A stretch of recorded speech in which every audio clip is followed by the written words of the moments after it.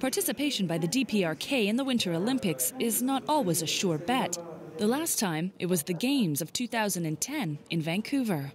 But the DPRK's presence in Pyongyang, just 80 kilometers south of the demilitarized zone that divides North and South, will prove historic, as it will be the first time the two Koreas compete as one. The IOC today has taken exceptional decisions and has allocated additional quota for 22 athletes from the NOC of DPRK who will compete in 3 sports and 5 disciplines in Pyeongchang. Among them, figure skating, short-track speed skating, cross-country skiing and alpine skiing. The committee also agreed to the formation of a joint women's ice hockey team and to allow the athletes from both countries to kick off the games together.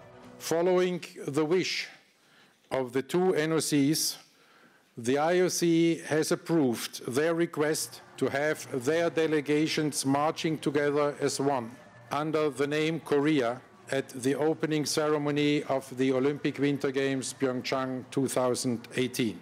This team will enter the Olympic Stadium under the Korean unification flag.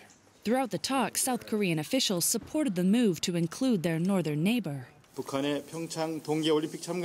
North Korea's participation in the Pyeongchang Winter Olympics will present the most dramatic scene in the history of the Games.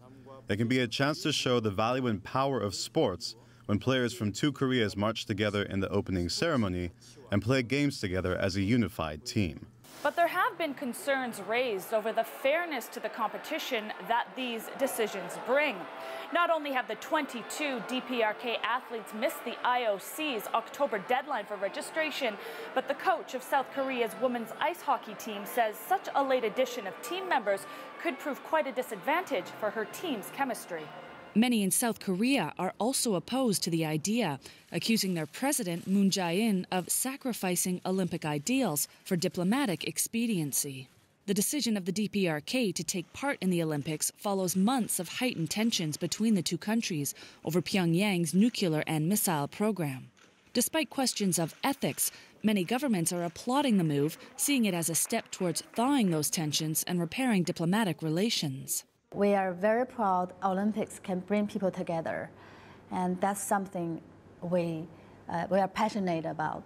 The first step, they have to get together, have a chance, and then they can talk to each other, and then they can understand each other. Hopefully, one day they can accept each other. Leaving the press conference, DPRK IOC member Eung Chang reaffirmed his confidence in the decision. I am very much satisfied with the results of the meeting, 4 parties meeting. That's good.